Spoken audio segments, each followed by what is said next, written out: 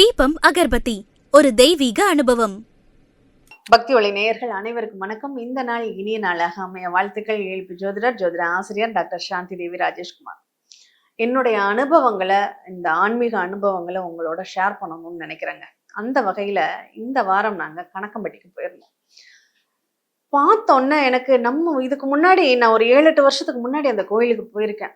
அப்போ வந்த இடமா இது அப்படின்னு என்னைய பிரமிக்க வச்சிடுச்சுன்னு தாங்க சொல்லணும்.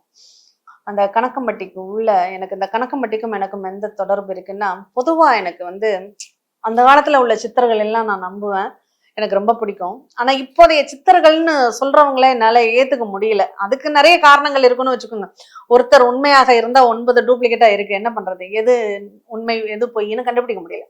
அதனால பெரிய அபிப்பிராயம் எனக்கு இவர் மேல இருந்ததில்லை. அந்த மாதிரி ஒரு அமைப்புல இப்போ நான் அந்த கணக்கம்பட்டிக்கு எனக்கு ஒரு அனுபவம் என்னன்னா, என் பையனுக்கு ஒரு 5-6 வயசு இருக்கும்போது எனக்கு ஒரு கனவு வருது. அந்த கனவுல அவருக்கு சில சங்கடமான ஒரு சூழ்நிலைகள்லாம் ஏற்படுறதாக ஒரு கனவுல, ஆகா பையனுக்கு ஏதோ ஒரு பிரச்சனை இருக்குன்னு ஜாதகத்தை பாக்குறேன். அதுக்கான சில பரிகாரங்கள்லாம் சில கோயில்களுக்கு நான் போறப்போ திடீர்னு அசரீரி வாக்கு மாதிரி, எனக்கு இவரை பத்தி நான் பார்த்ததும் கிடையாது, கேள்விப்பட்டதும் கிடையாது. அவர் மேல ஒரு பெரிய ஒரு விஷயம், தெரியாத ஒரு விஷயத்தை பத்தி நம்ம எப்படி பேசுறது, அதனால தெரியாது, விட்டுட்டேன். கணக்கம்பட்டிக்கு வா அப்படிங்கிற மட்டும் என் காதுல ஒலிக்குது. என்னடா அது, கணக்கம்பட்டி சம்பந்தமே இல்லை, அவரை பத்தி நம்ம பெரிய ஒன்றும் அபிப்பிராயம் இல்லையே, கணக்கம்பட்டிக்கு வான்னு சொல்லுதே அப்படின்னு சொல்லிட்டு நான் எங்க வீட்டுக்காரோட பையனை அழைச்சிட்டு நாங்க 3 பேர் மட்டும் போறோம். அங்க போனதுக்கு அப்புறம் ஒரு நல்ல அந்த ஒரு சிலிர்ப்பான ஒரு அனுபவம் அப்படின்னு தான் சொல்லணும். ஏன்னா அப்பெல்லாம் நாங்க போற வழியில பஸ்ல தான் போனோம். பஸ்ஸை விட்டு இறங்கி அந்த கோவிலுக்கு போறோம். போற வழியில நாங்க அவர் வாழ்ந்த இடமெல்லாம் பார்த்துட்டு போறோம். அது பாட்டுக்கு அந்த கிராமம்னா அந்த கிராம தோரணையோட அப்படியே இருக்கு. அந்த கோயிலுக்கு பக்கத்துல மட்டும் சில கடைகள் இருக்கு. அவருடைய ஜீவசமாதி இடத்துக்கு போறோம். அங்க போய் உட்கார்றோம். கூட்டம் எல்லாம் பெரிய அளவுல இல்ல. உட்கார்ந்து நல்ல சாமி தரிசனம், நல்ல நிம்மதியான ஒரு தரிசனம்.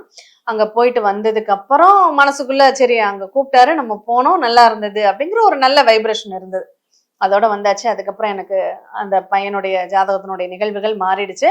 அப்போ அப்போல இருந்தே ஏதாவது ஒரு கோவிலுக்கு போனோம்னா ஒரு ஆய்வு செய்யறது, எதுக்காக இந்த இடத்துக்கு வந்தோம், கணக்கம்பட்டிக்கும் ஜோதிட ரீதியான ஒரு நிகழ்வுக்கும் ஏதாவது சம்பந்தம் உண்டா அப்படின்னு சொல்லி நான் ஆய்வு பண்றது வழக்கம். அப்படி பார்க்கும்போது இந்த கணக்கன் அப்படிங்கிறது யாருன்னா புதன். கிரகங்கள்ல கணக்கன் அப்படிங்கிறது புதன். இந்த கணக்கன் பட்டி அப்படிங்கிறப்போ அந்த புதனுடைய அம்சமா தான் நான் அதை பாக்குறேன். அந்த கணக்கம்பட்டி சித்தர் என்ன கலர்ல இருப்பார்? பச்சை கலர்ல. அவர் வேஷ்டி பச்சை கலர்ல இருக்கும். அவருக்கு தலை கட்டுற துண்டு பச்சை கலர்ல இருக்கும். அவருடைய ஜீவ சமாதி ஃபுல்லாவே பச்சை கலர்ல தான் இருக்கும். இப்படி எல்லாமே பச்சை பச்சை பச்சை, எல்லாமே புதனுடைய அம்சம்ங்க. அப்படிப்பட்ட அந்த புதனுடைய அம்சம் அப்படிங்கிறது தெரிஞ்சு போச்சு. அதுக்கப்புறம் விட்ட ஒரு 7-8 வருஷம் ஆயிடுச்சு. இப்ப திடீர்னு பழனிக்கு ஒரு பிளான் பண்ணோம். சரி கணக்கம்பட்டிக்கு போயிட்டு போகலாமே அப்படிங்கிற ஒரு எண்ணம். போனா நாங்க முதல்ல போனப்போ பஸ்ல இறங்கி போனோமா, இந்த தடவை கார்ல போனோம். கார் பார்க்கிங் மட்டும் அவ்வளோ பிரம்மாண்டமா, அவ்வளோ கொஞ்சம் தூரமாவே கட்டி வச்சிருக்காங்க. கார் பார்க்கிங்ல இறங்கி நடந்து போறோம். அவர் வாழ்ந்த வீடு, அவர் வாழ்ந்த வீடு, அந்த வீட்டுக்கு பக்கத்துல மரம், ஒரு கேணி, மோட்டர் பம்பு செட் கேணி, அவர் படுத்திருந்த அந்த கட்லு, அப்படியே ஷோகேஸ் மாதிரி அவங்க ஒரு நினைவு ஆலயம் மாதிரி உருவாக்கி வச்சிருக்காங்க. சரி, அதை கடந்து கொஞ்சம் தூரம் போனா அவரு அடிக்கடி அந்த வேப்ப மரத்து அடியில தான் உட்காருவாரு. ஒரு கல்லுல உட்கார்ந்துருப்பாரு. அந்த கல்லுல இருக்கும்போது அவர் நிறைய கருத்துக்களை மக்களுக்கு சொல்றது. அழுக்கு மூட்டை ஒண்ணு, மக்களுடைய பாவ சுமைகளே அவர் தூக்குவதாக ஒரு கருத்து. ஏன்னா இப்போ சமீபத்துல வாழ்ந்தவர் இல்லையா, அதனால. அப்போ அந்த மரத்துக்குன்னு ஒரு செட்டு போட்டு அதுல கும்பிடக்கூடிய ஒரு நிகழ்வு. அதுல ஒரு வாசகம் எழுதியிருக்கு, உன் பாவங்களை இந்த இடத்தில், பாவ மூட்டைகளை இந்த இடத்துல இறக்கி வச்சுட்டு நிம்மதியாக செல்லுங்கள் அப்படிங்கறது அந்த வாசகம். அதை பார்த்தோன்னா ஆஹா, இதை பத்தி நம்ம சொல்லியே ஆகணும். பாருங்க, நம்மளுடைய கஷ்டங்கள், நம்மளுடைய கவலைகள் எல்லாம் நம்ம தலைக்கு மேல சுமக்கிறோம். அதுதான் அந்த பாவ மூட்டைகளை நம்ம சுமக்கிறோம். அந்த சுமை அப்படிங்கறதான் நம்மளை கொஞ்சம் கொஞ்சமாக அழுத்தி அழுத்தி அழுத்தி நம்மளை கவலைக்கு உண்டாக்கி, நம்மளுடைய கஷ்டப்படுத்தி, நம்மளுடைய உடலினுடைய நிகழ்வுகளையும் மாற்றி அமைச்சு பிரச்சனைகளை தருது. டாக்டர்கிட்ட போவோம், உங்களுக்கு ரொம்ப மன அழுத்தத்துல இருக்கீங்க, அதனாலதாங்க இந்த பிரச்சனை அப்படின்னு சொல்லுவாங்க. அப்போ எந்த வைத்திய முறையில போனாலும் கவலைப்படுறீங்களா, மனசுல பாரம் இருக்கா அப்படிங்கறது தான் முதல்ல அவங்க கேட்பாங்க. ஏன்னா மன அழுத்தம், சுகர் அதிகமாயிடுச்சு, என்ன கவலைப்பட்டீங்க அப்படின்னு தான் கேட்பாங்க. ஏன்னா அந்த ஒரு உடல் இயக்கம் தன்னை மீறி செயல்படுது அப்படின்னா அங்க அந்த மன அழுத்தம் தான் காரணமா இருக்கும். அந்த மாதிரி இந்த வாசகத்தை பார்த்தோம்னா சொல்லணும்னு தோணுச்சு. உங்க பாவங்களை எந்த கஷ்டமா இருந்தாலும் நம்ம ஏதோ பண்ணிட்டு வந்திருக்கோம், அதனுடைய விளைவுகள் தான் நம்ம இங்க அனுபவிக்கிறோம். அதனால அதை இந்த இடத்துல இறக்கி வச்சுட்டு போயிடலாம் அப்படின்னு ஒரு முடிவு. அதை ஒரு மக்களுக்கு சொல்லணும். நீங்க அந்த கணக்கம்பட்டி ஜோதிட ரீதியாக உங்களுடைய லக்னம் மிதுனமாகவோ கன்னியாகவோ இருக்கு அப்படின்னா கண்டிப்பா நீங்க இந்த கணக்கம்பட்டிக்கு போயிட்டு வாங்க. இல்ல புதனின் நட்சத்திரங்கள் செல்லுது, ஆயில்ய நட்சத்திரமாக இருக்கட்டும், அடுத்து கேட்டை நட்சத்திரமாக இருக்கட்டும், அல்லது ரேவத நட்சத்திரமாக இருக்கட்டும், இந்த இடத்துக்கு போயிட்டு வாங்க. புதன் மகா திசை நடந்துகிட்டு இருக்கு அப்படின்னாலும் இந்த இடத்துக்கு போயிட்டு வாங்க. இன்னொன்னு குறிப்பா சொல்லணும்னா, இவர் அவதார நட்சத்திரம் என்னன்னா புனர்பூச நட்சத்திரம். புனர்பூச நட்சத்திரம் நமக்கு தெரியும் ஸ்ரீராமர் அவதரித்த நட்சத்திரம்னு. ஆனா அவர் அவதரித்தது கடகராசியில புனர்பூசத்துல. ஆனா இவரு மிதுன ராசி. ஏன்னா பச்சை மிதுனத்துலதான் பச்சை இருக்கு. புதன் மிதுனத்துல உள்ளவர். அப்போ புதனுடைய புனர்பூச நட்சத்திரத்தில் அவர் அவதரிச்சதுனால இந்த புதனுடைய முழு அம்சமாக அங்க கணக்கம்பட்டி சித்தர் அப்படிங்கிற இருக்கார். சரி, அப்படியே அதை கடந்து அவருடைய ஜீவ சமாதிக்கு போறோம். அந்த எல்லாமே பச்சை பச்சையா அதுல ஒரு வாசகம் இருக்கு. அதை பார்த்தோன்னா எல்லாம் ஆரம்பிக்கிறதுக்கு முன்னாடியே நீ வந்திருக்கணும் இல்லடா சாமி, எல்லாம் நடந்து முடிஞ்சதுக்கு அப்புறம் என்கிட்ட புலம்பினா நான் என்னடா சாமி பண்றது அப்படிங்கிற ஒரு வாசகங்க. அதை பார்த்தோன்னா எனக்கு ஜோதிடத்தை இந்த இடத்துலதான் சொல்ல வேண்டியது இருக்கு அப்படிங்கிற மாதிரி. நம்ம வருமுன் காப்பது சிறந்தது. நம்ம ஒரு இடத்துக்கு ஒரு செயல் செய்யறோம், ஒரு இடம் வாங்குறோம், ஒரு வீட்டை கட்டுறோம், ஒரு வண்டி வாங்குறோம், இல்ல ஒரு கல்யாணம் பண்றோம்னா அதுக்கான சரியான நேரம் வந்துருச்சான்னு நம்ம பார்க்கணும். ஒரு தொழிலை ஆரம்பிக்கிறோம், பல ஆயிரம் முதலீடு பண்ணி, பல லட்சங்கள் முதலீடு பண்ணி, பல கோடிகள் முதலீடு பண்ணி ஒரு தொழிலை செய்யும் போது அது நமக்கு ஓடுமா ஓடாதா நஷ்டப்படுமா அப்படின்னு தெரிஞ்சுல பண்ணணும். நான் ஆரம்பிச்சுட்டு எனக்கு கோடி கோடியா நஷ்டமாயிடுச்சுங்க தொழில ஆரம்பிச்சேன்னா அப்பதான் எனக்கு இந்த வாசகம் ஞாபகம் வருது. நீ நடக்கிறதுக்கு முன்னாடியே நீ கேட்கணும்ல, உனக்கு நடக்குமா நடக்காதா, உனக்கு நல்ல திசை போகுதா, நல்ல புத்திகள் போகுதா, நல்ல லக்னம் பயணிக்குதா, உன்னால சொந்தமா தொழில் செய்ய முடியுமா அப்படிங்கிறத நடந்து முடிஞ்சு பணத்தெல்லாம் விட்டதுக்கு அப்புறம் கேட்டா என்ன பண்ண முடியும்? தொலைக்கிறதுக்கு முன்னாடி இல்லைங்க கேட்கணும்.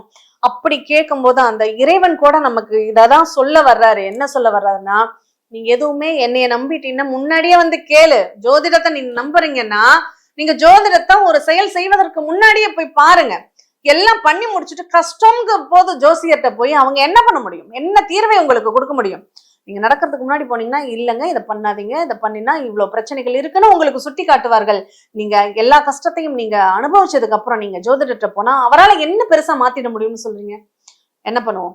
போங்க அந்த கணக்கம்பட்டிக்கு போங்க, உங்க கணக்குகளை அவர் சரி செய்து தரட்டும். இந்த சிவன் கோயிலுக்கு போங்க, பெருமாள் கோயிலுக்கு போங்க, முருகன் கோயிலுக்கு போங்கன்னு உங்களை மடைமாற்றம் தான் எங்களால பண்ண முடியுமே தவிர அந்த கஷ்டங்களை சரி செய்ய கோடியில நீங்க தொலைச்சத எப்படி கோயிலுக்கு போனா கோடியில அவங்க எடுத்து கொடுத்துருவா முடியும்? முடியாது. அதனால எந்த ஒரு செயலை செஞ்சாலும் அதை முன்னாடியே பிளான் பண்ணி செய்யுங்க அப்படிங்கறதுதான் இவர் அங்க சொல்லக்கூடிய வாசகமாக இருக்கு அப்படிங்கறத நான் பார்த்தேன். பாடுபட்டாதான் சாமி சோறு கிடைக்கும்னு அங்க அன்னதான மண்டபத்துக்குள்ள நித்திய அன்னதானம் போட்டுக்கிட்டு இருக்காங்க. எல்லாருமே அரிசிகளை தான் அங்க தானமா கொடுக்குறாங்க. அதுல பாடுபட்டாதான்டா சாமி சோறு கிடைக்கும் அப்படிங்கிற ஒரு வாசகம் பாருங்க. எல்லாமே உழைச்சாதான் கிடைக்கும். உழைக்கணும் உழைக்கணும் அப்படிங்கிறத நம்ம எந்த நேரத்தில் உழைக்கணும், எந்த நேரத்துல ஓடணும், எந்த நேரத்தில் ஓய்வெடுக்கணுங்கிறத தெரிஞ்சு பண்ணுங்க உங்க வாழ்க்கை. நம்ம உழைக்கக்கூடிய நேரத்துல வீட்லயே இருந்துட்டு ஓய்வெடுக்கிற நேரத்துல நான் வேலைக்கு போனேன்னா எப்படிங்க சரியா வரும்? அந்த மாதிரிதான் நம்ம வாழ்க்கையில எதை எப்ப செய்யணும்னு நம்ம கண்ணு முன்னாடி ஜாதகம்ங்கிறது கொடுக்கப்பட்டிருக்கு. அதை பார்த்துட்டு முடிவு பண்ணுங்க.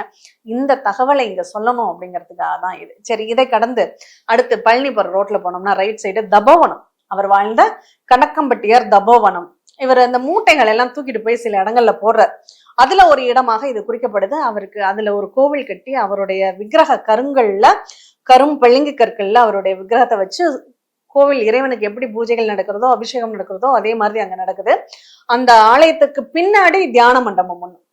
அப்படி மெழுகு சிலையில தத்ரூபமா அவரை வச்சிருக்காருங்க. அந்த மூட்டையை சுமந்த மாதிரி ஒரு கோலத்திலையும் அமர்ந்த மாதிரி ஒரு கோலத்திலையும் அவ்வளோ தத்ரூபமா அப்படியே அந்த இடம் அமைதியா இருக்கு. ஒரு குண்டூசி விழுந்தா கூட சத்தம் கேட்கும், அவ்வளோ அமைதி. நிசப்தம்னா நிசப்தம், அப்படி ஒரு நிசப்தம். அவர் சுத்தி அந்த தியான மண்டபம் சுத்தி அவருடைய போட்டோக்கள் தான் அங்க இருக்கு. அந்த இடத்துல நம்ம என்ன பண்ணணும்? அமைதியா அங்க நம்மளுடைய கோரிக்கைகள், நம்மளுடைய வேண்டுதல்கள் என்னவோ அதை வச்சுட்டு, நான் எல்லா பாரத்தையும் நான் இந்த இடத்துல இறக்கி வச்சுட்டேன், இதுக்கு மேல நீ பாத்துக்கோ, என் செயல் ஆவது யாதொன்றும் இல்லை தெய்வமே உன் செயலே என்று உணர பெற்றேன் அப்படிங்கிறது ஒரு சித்தர் பாடல். அப்போ எல்லாமே அவங்களுடைய செயல், அவங்க பாத்துக்குவாங்க அப்படின்னு சொல்லி அந்த சித்தர்கள்ட்ட போனோம்னா அதுதான் நம்ம பண்ணணும். இதுக்கு மேல நீங்க பாத்துக்கோங்க, நீங்க எதை கொடுத்தாலும் அதை நான் ஏத்துக்கிறேன், கஷ்டத்தை கொடுத்தா தாங்கிக்கூடிய வல்லமையும் சேர்த்து கொடுங்கன்னு நம்ம பிரார்த்தனை பண்ணிக்கணும். அதை பண்ணணுங்க. கண்டிப்பா உங்க வாழ்க்கையில ஒரு நல்ல ஒரு இன்பமான ஒரு சூழ்நிலை அப்படிங்கறது, சுமையை சுமக்காதீர்கள். அது எந்த கஷ்டமா இருந்தாலும், கஷ்டம்னு வந்துருச்சுன்னா நம்மளால மாற்றவும் மறுக்கவும் முடியாது. அதை தாங்கிதான், அந்த தடைக்கல்லை தாங்கிதான் நம்ம பயணிக்கணும் அப்படிங்கிறத மனசுல புரிஞ்சுக்கணும். இந்த தகவலை இந்த கணக்கம்பட்டியார் உங்களுக்கு சொல்றாருங்கிற மாதிரி எனக்கு தோணுன விஷயங்களை நான் உங்களுக்கு சொல்லியிருக்கேன். கண்டிப்பா வாய்ப்பு இருக்கிறவங்க பயன்படுத்திக்கோங்க. ஒரு கோவிலுக்கு யாரு போனால் அவங்களுக்கு, கணக்கம்பட்டிக்கு எல்லாரும் போறாங்க, எல்லாருக்கும் பலன் கிடைச்சிடுமா? புதனுடைய அனுகிரகம் இருக்கிறவங்களுக்கு பலன் கிடைக்கும். அதனாலதான் அந்த புதனுடைய நட்சத்திரங்களோ, அந்த புனர்பூச நட்சத்திரமும் நான் சொன்னதுக்கு காரணம், புதன் திசை நடக்கிறவர்களும் சென்று வாருங்கள். கண்டிப்பா உங்க வாழ்க்கையில ஒரு நல்ல மாற்றத்தை உங்களால உணர முடியும் அப்படிங்கறத தெரிஞ்சுக்கலாம். மீண்டும் இனியதொரு நிகழ்வில் சந்திப்போம். நன்றி, வணக்கம்.